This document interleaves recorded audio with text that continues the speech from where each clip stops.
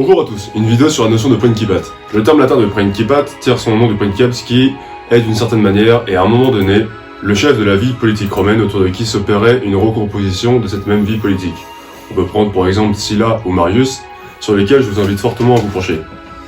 Le princeps obtient ce pouvoir qui, rappelons-le, n'est pas une magistrature, par son aura personnelle obtenue durant son cursus honorum, au cours duquel il a pu obtenir les faveurs du peuple.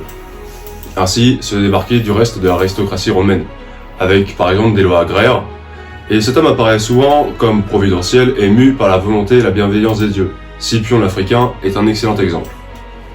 Rapidement, il faut comprendre comment ce titre s'est attaché à la personnalité d'Octavien, qui deviendra Auguste. Il apparaît comme providentiel dès lors que Jules César le mentionne dans son testament en 44 avant Jésus-Christ. Il n'est alors pas connu. Et il apparaît tout de suite comme un homme important de la vie politique romaine, en formant un triumvirat en 43 avant Jésus-Christ, à l'encontre des assassins de César, avec Marc-Antoine et Lépide, ce dernier étant écarté du pouvoir en 36 avant Jésus-Christ.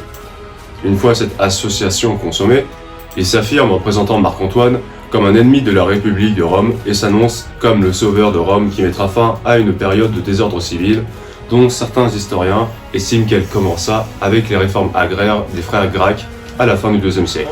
En 31 avant Jésus-Christ, à la bataille d'Actium, avec l'aide de son bras droit Agrippa, il défait au cours d'un affrontement marin Marc-Antoine et Cléopâtre. Cette aide de Cléopâtre provenait du fait que Marc-Antoine avait reçu en impérium la direction des provinces d'Orient, tandis qu'il s'agissait pour Octavien de la direction de celle d'Occident.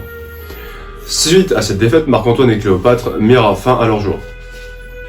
Grossièrement, Octavien apparaît donc comme le seul qui sut mettre un terme à la guerre civile. C'est pourquoi en 27 avant Jésus-Christ, il rend ses pouvoirs au Sénat afin d'en disposer de nouveau, et notamment d'impérium sur certaines provinces.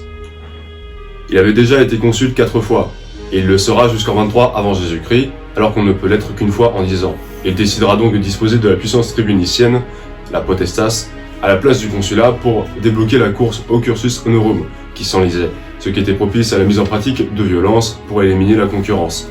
Tout cela, il le fait en proclamant la volonté de défendre les valeurs de la République romaine, alors que paradoxalement, on sent apparaître un règne personnel dès 43 avant Jésus-Christ, avec l'apparition du triumvirat donc.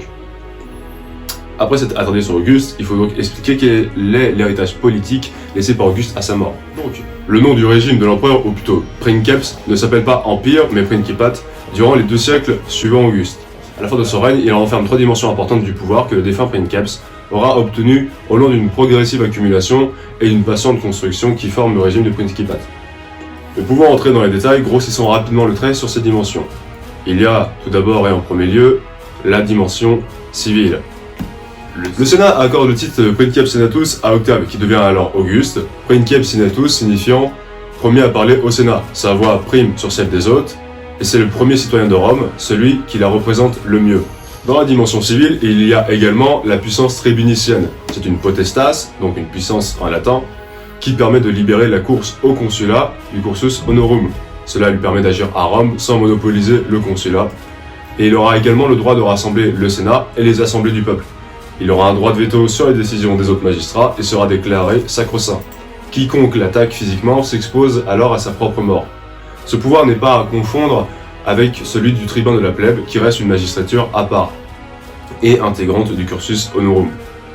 Il y a en deuxième point la dimension religieuse. Il y a l'autoritas, en latin signifie autorité. Cette autorité est quasi religieuse et c'était le Sénat qui en disposait. Cela va être élargi à Auguste avant que petit à petit cela dépasse celle du Sénat. Cela implique un immense respect de sa parole, d'autant plus que, rappelons-le, il est également le princeps senatus. Mais il y a un point moral s'il échoue. Par exemple, le désastre de Varus en 9 après Jésus-Christ. Alors qu'il dispose de l'imperium et des auspices, avec cet échec militaire, tout revient à sa propre faute. En -12 avant Jésus-Christ, il devint également grand pontife, Pontifex Maximus, c'est-à-dire le plus haut prêtre de Rome. Il obtient un contrôle sur la religion, cela lui donnera accès au culte impérial qui se développe sous son règne.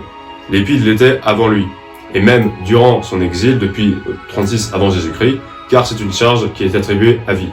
Et c'était pour respecter les institutions de la République romaine qu'Auguste attendait patiemment la mort de Lépide pour se voir conférer cette charge. Il y a également un dernier point, la dimension militaire. Il dispose d'un imperium lui donnant la direction de plusieurs provinces romaines à danger et laissant les provinces pacifiées au Sénat. C'est avec la puissance tribunicienne le fondement du pouvoir d'Auguste. Donc, il conserve l'essentiel du pouvoir militaire car les troupes n'ont rien à faire dans des provinces pacifiées. De plus, Auguste dispose du contrôle de l'administration dans ces provinces. À danger, il en choisit le gouverneur. Ensuite, il privatise le triomphe pour lui et la Domus Augusti. Cela permet de conserver la titularisation des armées par le terme d'imperator offert par le sacre. Originellement, c'est un simple honneur.